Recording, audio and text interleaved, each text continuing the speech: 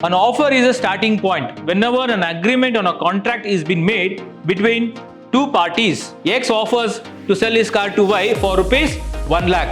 So it is a positive aspect. A prospectus was issued by an organization or by a company for subscription of shares. Terms, special terms and conditions which are there in the offer must also be communicated.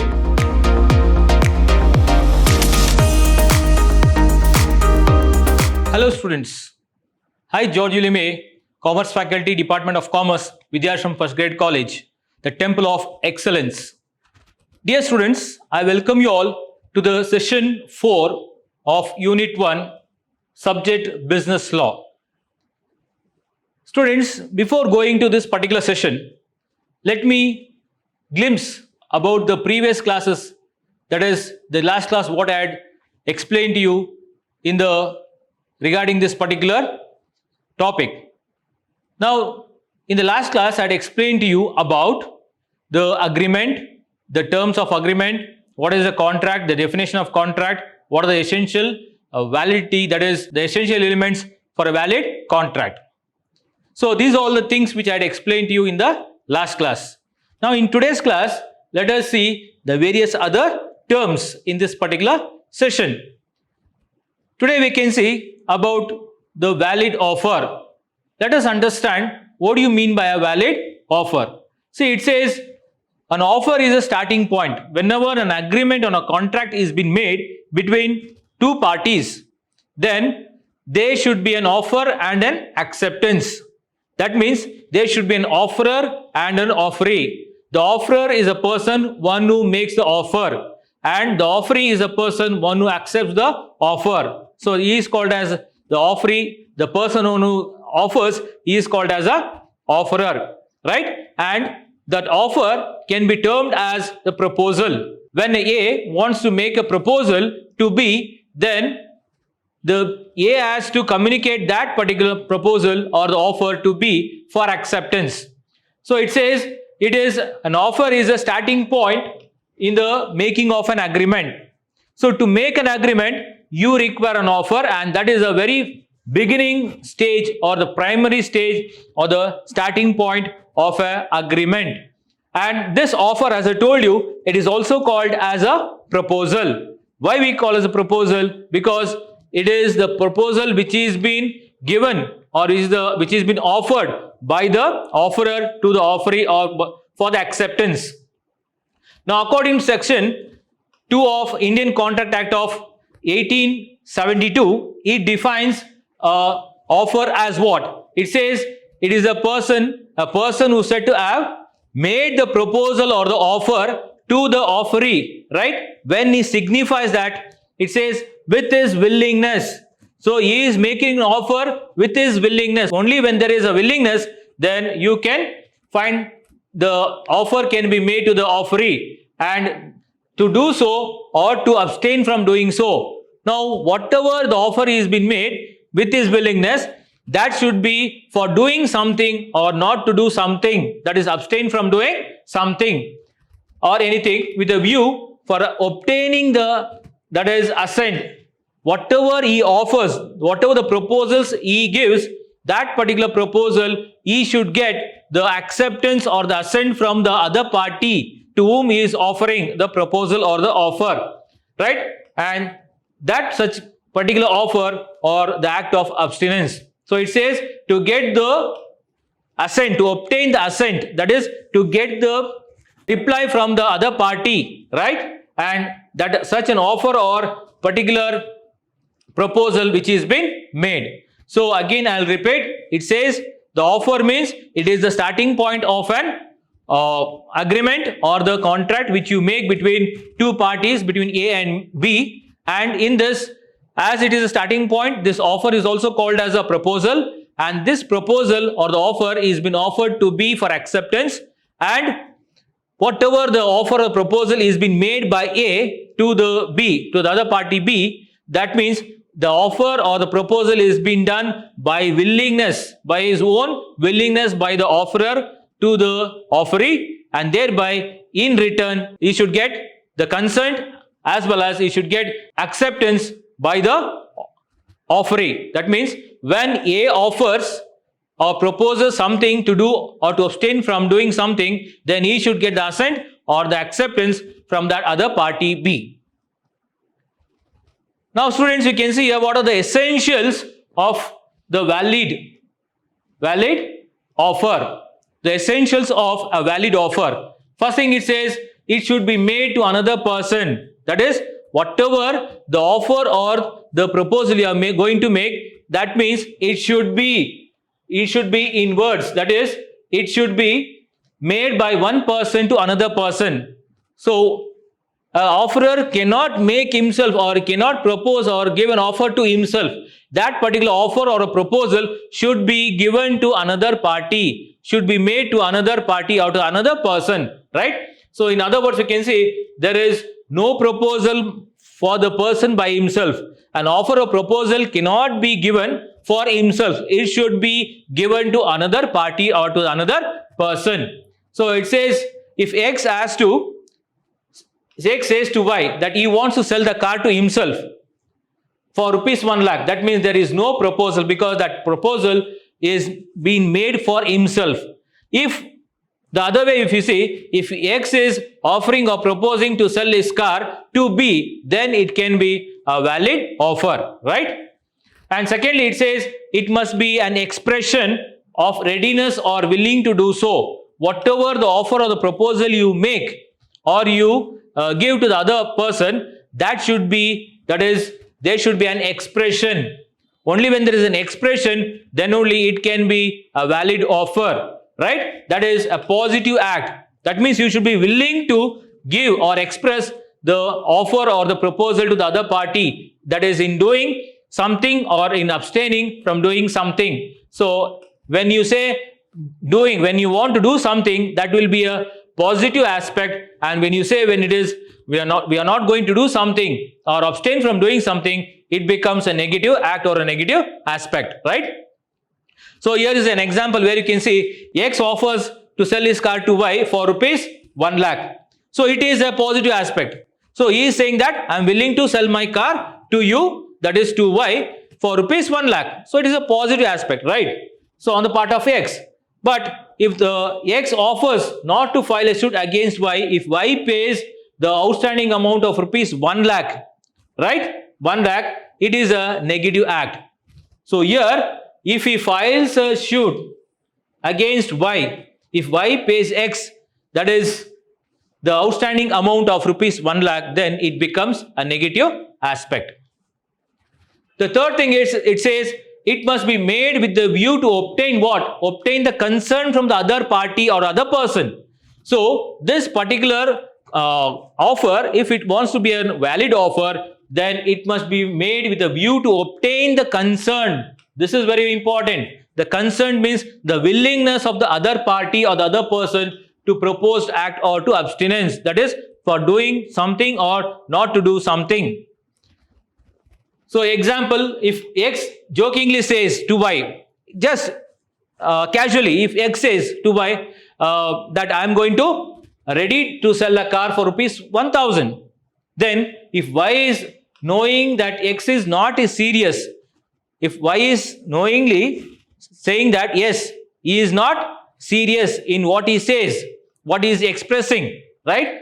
And that offer, he says, I accept your offer. In that case, what happens? X offer was not the real offer. It was just a joke. It was just a joke. It was not a real offer or a valid offer. And he did not make it a view to obtain the consent of Y. He did not want any consent from Y because it was a not real or valid contract. So under this, it says, the third thing, it says, whenever you make offer or a proposal, that means there should be a view to obtain the consent of the other party. Only if the other party gives a consent, then it can be a valid offer. Now students, coming to the next topic known as offerer, promiser or promisee.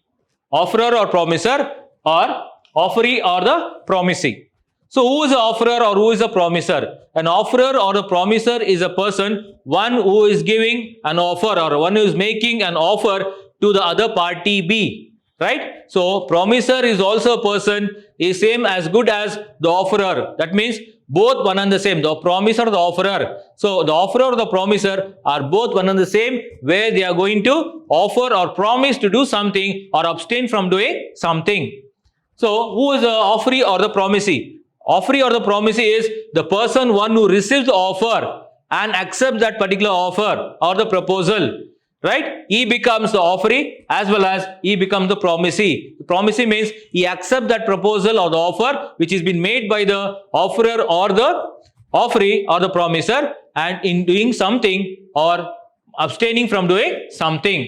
So the person making the proposal is called as offerer or a proposer. That's what I said. The person, one who is making the proposal to another party, that person is called as the offerer or the proposer.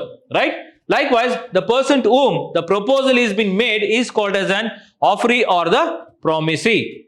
Now you can see here the example. It says X says to Y, I want to sell my car to you for rupees 1 lakh. So here, to sell car is an offer or a proposal. For selling a car, when you want to sell a car, that means selling a car is an offer or a proposal, right? And X, who has made this offer of selling the car, he becomes an offerer or a proposer or a promisee, whereby the Y to whom the offer has been made, that person Y will be the offeree or the promisee. That is, in order to accept that particular promise or the offer. Now students, here, as you understood who is the offerer, what is an offer, right? Valid elements for an offer. Now let us understand how to make an offer. Now you will be thinking, how to make an offer? How to make an offer? It is not a big thing. It says an offer can be made by any act which has the effect of communicating. How we are going to make an offer? That is by way of communicating it to another person. Only when you communicate to other person, then only you can say that it is an offer. This is how you are going to make an offer to another person. So communication is very, very important on part of the offerer to the offeree. Only when an offerer or the promiser, if he communicates whatever he wants to express, whatever he wants to say, or the willingness, or whatever the proposal or the offer he wants to say it or to give it to the other person, then only it becomes a valid offer. So an offer can be made by any act where the communication is very, very important on part of the offerer to the offeree. Offer may be either expressed or it may be implied. This is important. How you are going to make an offer, as I told you? Through communication. In the communication, there will be two types. One is express and one is implied. So here you are going to make an offer through express as well as through implied offer. What is an express offer? Express offer is nothing but it is offer in which is made by written words or spoken words. When you speak or when you write, whatever the proposal or whatever the offer you want to make to another person, when you do so by writing or by saying it, that becomes an express offer. So we call this as express offer.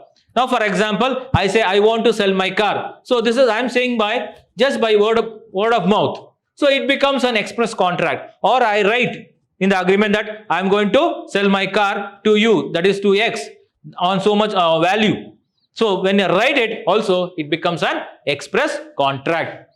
So example, X says to Y, will you purchase my car for rupees 1 lakh? So he's asking, he's offering to Y whether you're going to purchase my car for rupees 1 lakh, because I'm going to sell my car for rupees 1 lakh. Now, here also you can see X writes to Y that in a letter, I want to sell my house for rupees 2 lakhs. So here he is just saying, it is spoken. It is spoken. Here it is writing. Here it is writing. So X writes to Y that he is going to sell his house for rupees 2 lakhs. So here it is in writing, there it is in verbal, right? So both are the express offer. So here also you can see one more example, that is X is advertising in the newspaper that I will pay rupees 1000 to anyone who traces my missing nephew. Now coming to the next, under that communication, it says implied offer. What is an implied offer? An implied offer is nothing but is one which is made otherwise in words. It is not through words or through writing, but in whereas other means. It is through other modes or means. So in other words, it is inferred from conduct of the person or circumstances of the particular case. Now, for example, this particular implied offer is an offer where when you are going to a restaurant, when you go to a restaurant, it is an implied offer where you are going to pay for whatever the things you are going to eat in that particular restaurant. Likewise, when you want to go out somewhere, you take a car or a taxi, and thereby you are going to pay the amount for that. So this is all the implied offer. So a transport company, they run buses for different localities or locations and through different routes. And this particular transport company, they are going to carry the passengers for various routes or through various locations, right? So, and they reach them to that particular destination. So it is an implied offer by the transport company. So they are not going to say anything or they are not going to write anything here. So they are doing their duty. That means they are doing their duty, or they are giving an offer that we are going to this particular place. If anyone is willing to join us, they can join. So they will carry these passengers for the certain fare. So that is known as an implied offer. And also you can see the one more example, a bid to auction is an implied offer to buy. So when you go for an auction, they will be calling on the offer, or the tenders will be called, and if anyone is willing, they can buy it. So this is also an example for the implied offer. Now what is specific offer? Specific offer means it is the offer which has been made to a specific person or to a group of persons or to the particular company. So this particular specific is nothing but it is the offer is one which is made to a definite person. Now it is, for example, in a meeting, they point out to that particular person and say, see, this is what you are doing. So this is how you have to correct it. So that means it is a definite, specific. You are telling, you are saying, or you are making an offer there, right? And they say, come on, you can do this. So this is a specific offer where you are saying to a particular definite person or definite group of persons or the company. So a specific offer can be accepted only by that particular person or definite person to whom it is been expressed or it is been said, right? To that particular group of persons or to whom it is been made. So this specific offer can be taken or it can be accepted only by that definite person or the specific person to whom the offer is being made, or it may be to the group of persons or to that particular company only. So example here, X offers to buy a car from Y, right, for rupees 1 lakh. But this offer is a specific offer. It means which has been made to a definite person Y.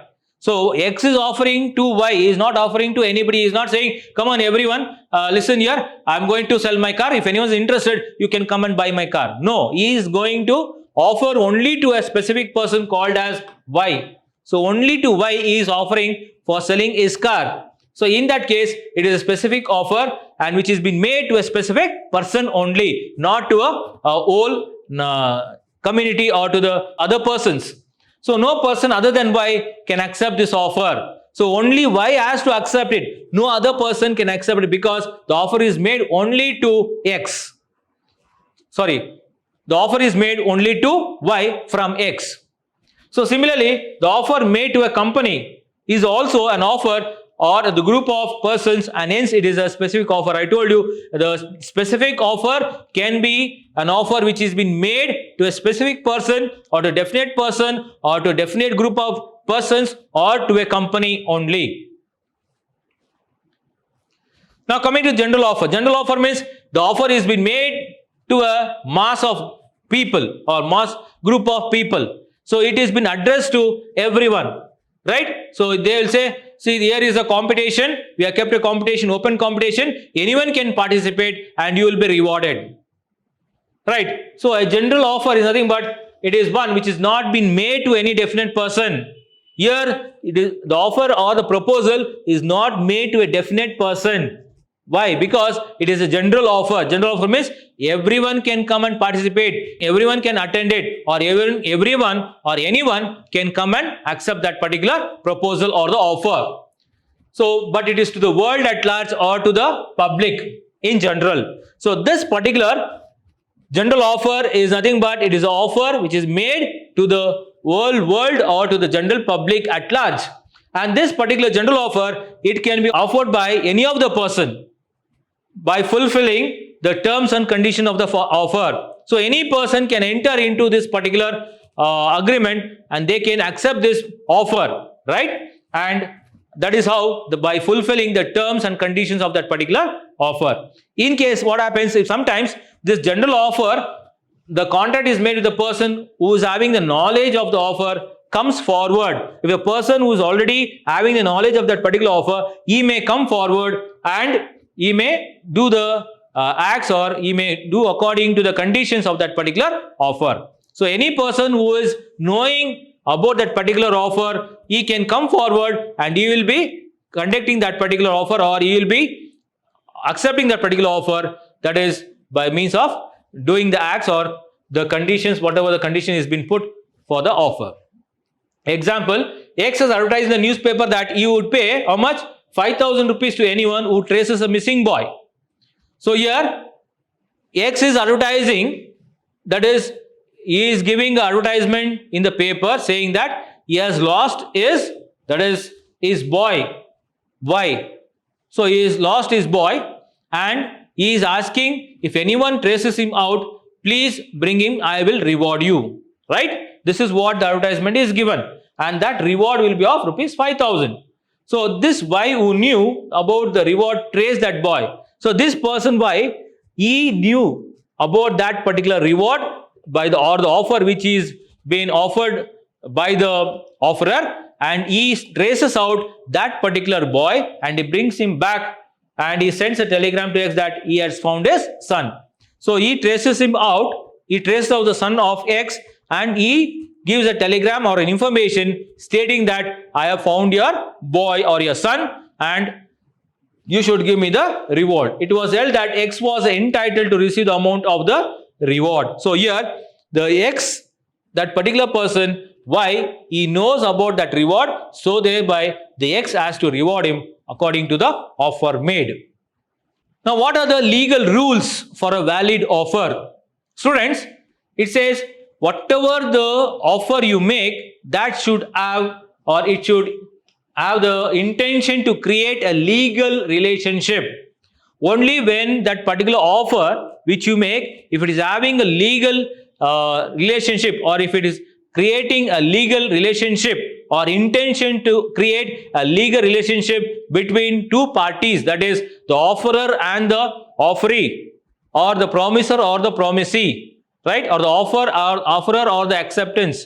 So then only it can be called as a valid offer. So an offer should intend to create a legal relationship among the offerers or among both the person, that is offerer or the offeree. So in such a way it should be accepted and that will create the legal relationship between the parties. Only then it can be called as a valid offer. Secondly, it says it should be certain and unambiguous. It means whatever the offer you are going to make to the other person or the proposal you are going to make to the other person, it should be certain, it should be clear, and it should be unambiguous. That means there should not be any kind of misunderstandings or there should not be any kind of the confusions. So it should be clear enough, it should be certain as well as unambiguous terms. So that's what it says. The particular term offer, it should be certain and it should be unambiguous and it should not be of vague. Vague means it should not create any kind of confusion in the minds of the offeree or one who is going to accept it, right? So if the term of the offer is vague or it is ambiguous or it is not, it is uncertain, then what happens? That cannot be entered into because there is no clear-cut information or there is no certainty or the clear about that particular offer which has been extended to the parties. So here X offers to sell Y of 100 tons of oil, correct? Now X is a dealer of coconut oil or a mustard oil, and he is not certain what kind of oil he is going to offer. He is just saying, I am going to offer only 100 tons of oil, right? So 100 tons of oil he is offering, but there is no certain that whether he is going to offer a coconut oil or a mustard oil. So here the offer is not certain, it is not ambiguous.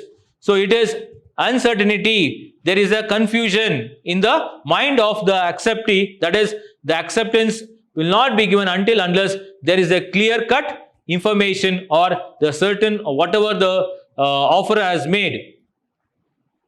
So here one more example. X offers to sell his car to Y for rupees 1 lakh or rupees 1,50,000. Now here X's offer is not certain because whether he is going to sell his car for only 1 lakh or only for 1,50,000. He is just saying that I am going to sell car to Y. X is saying that I am going to sell the car to Y for rupees 1 lakh or 1,50,000. But now there is a confusion in the minds of the acceptor, that is, it may be the promisee or the acceptor or the offering, whether he is going to sell me the car for rupees 1 lakh or 1,50,000. So there is no certainty, there is no clear vision among that. So there is no clarity, we say. There is no clarity on the minds of the X. Next is different from mere declaration of intention. That means there should be, an offer must be distinguished from mere declaration of intention. An offer must be, it says, an offer must be distinct. That means it should be different from the mere declaration, whatever the declaration is being made in the offer, as an intention. So such statement of declaration may merely indicate that an offer will not be made or it may be invalid in future. So there is no declaration. It should be different from mere declaration of intention. So example, if father wrote to his would-be son-in-law that his daughter would have share of what he left after death of his wife, it was held that the letter of the mere statement of intention was not an offer.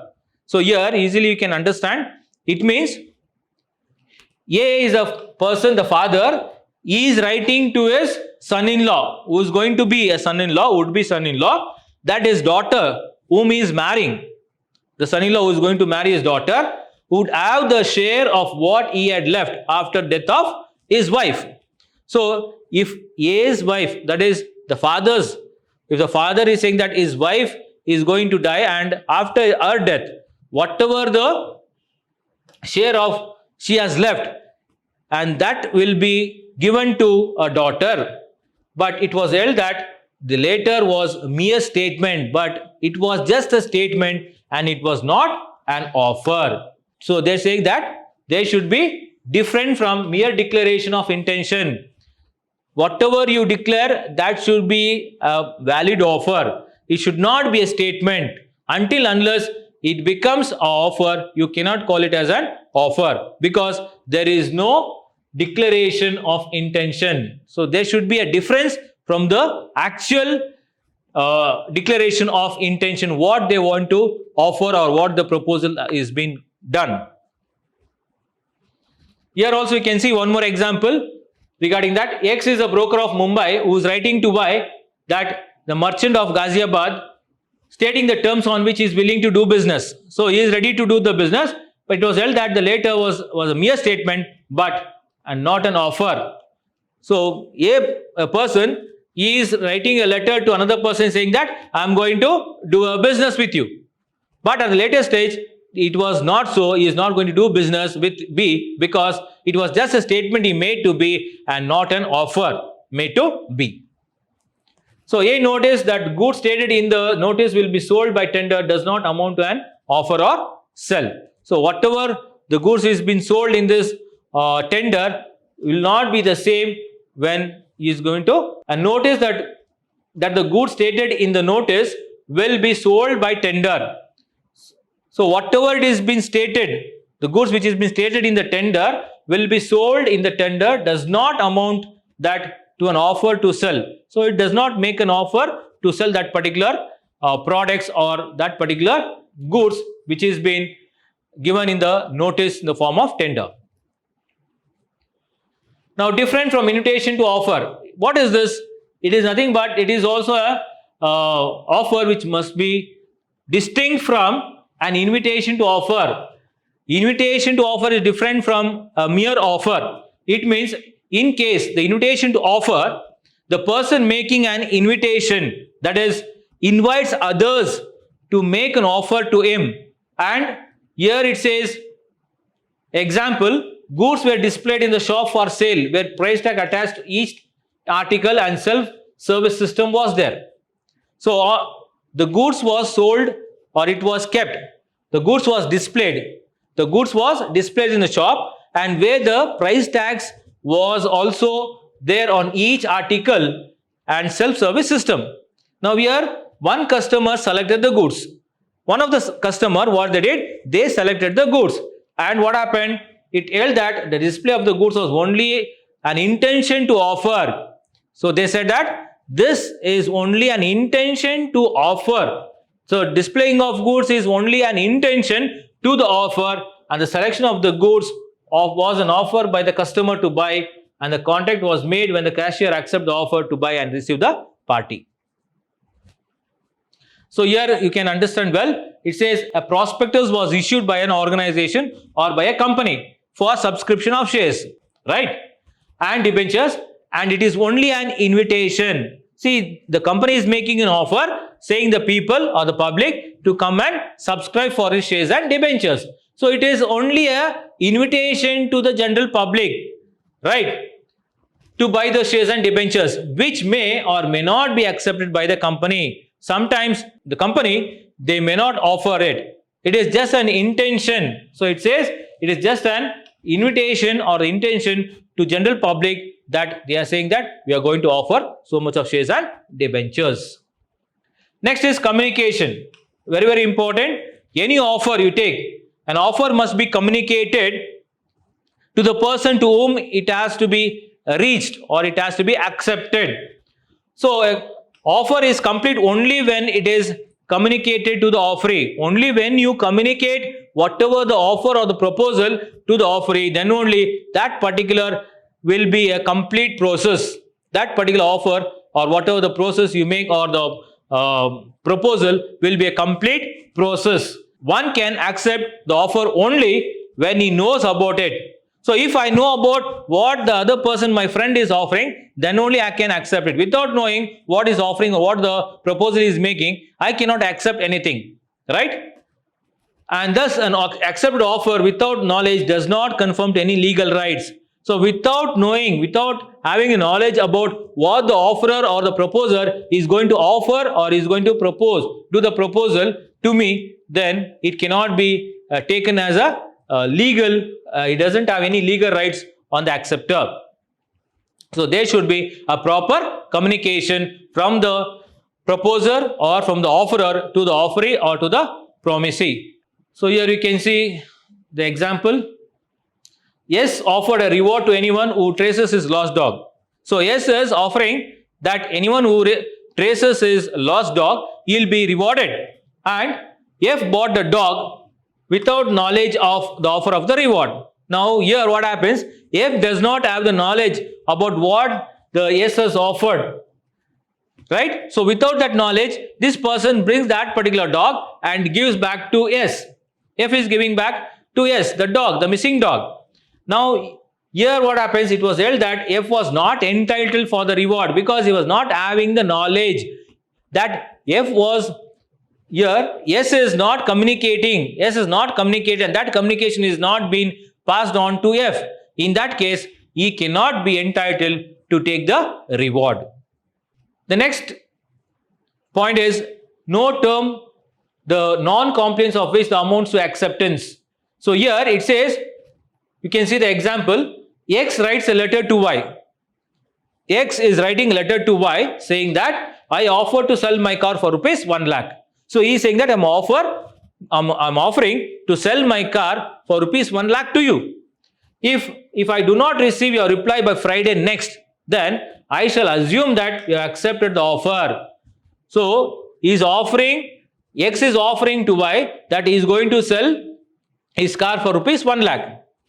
And he says, if you are not going to give the reply by Friday, coming Friday, then I will accept that you have accepted my proposal or the offer. Understood?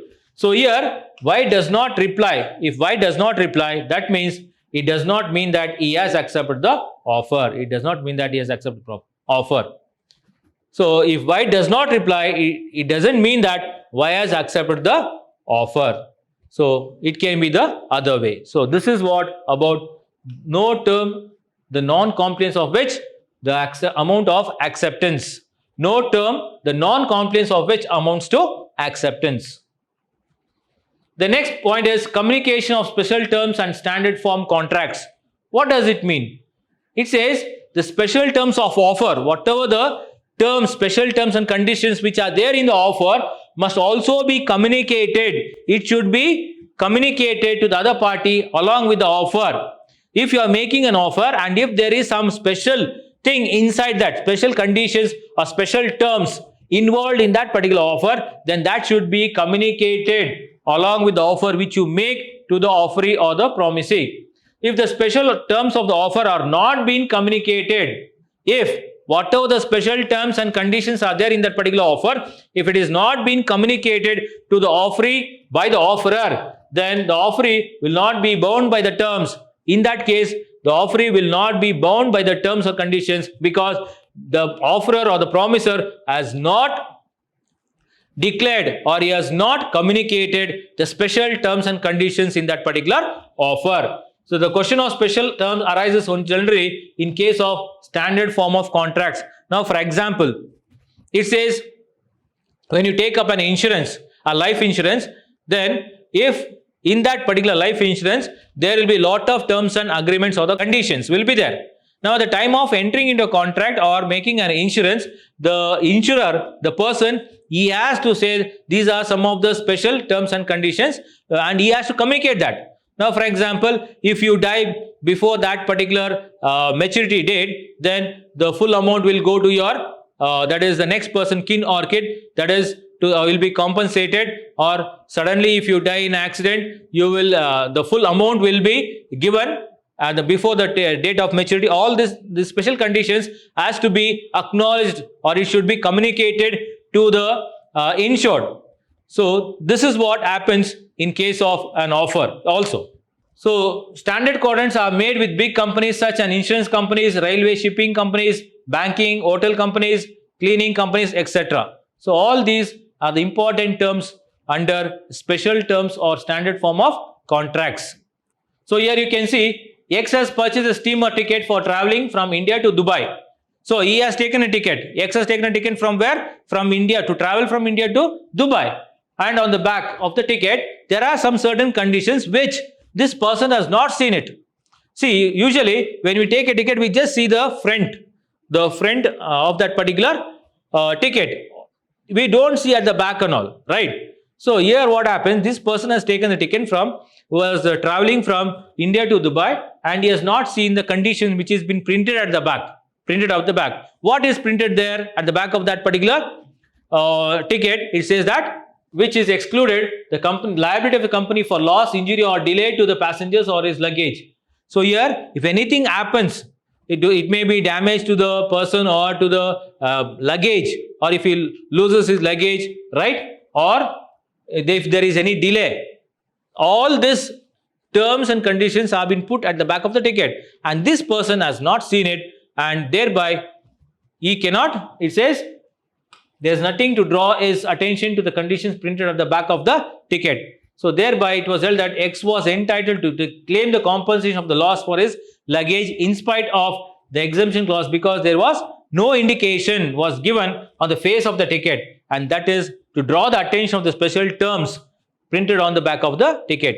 So in this case what happens, the person who has not seen it and because of that it can be excluded, that particular part can be excluded and this particular person is being compensated for the loss of his baggage or the luggage.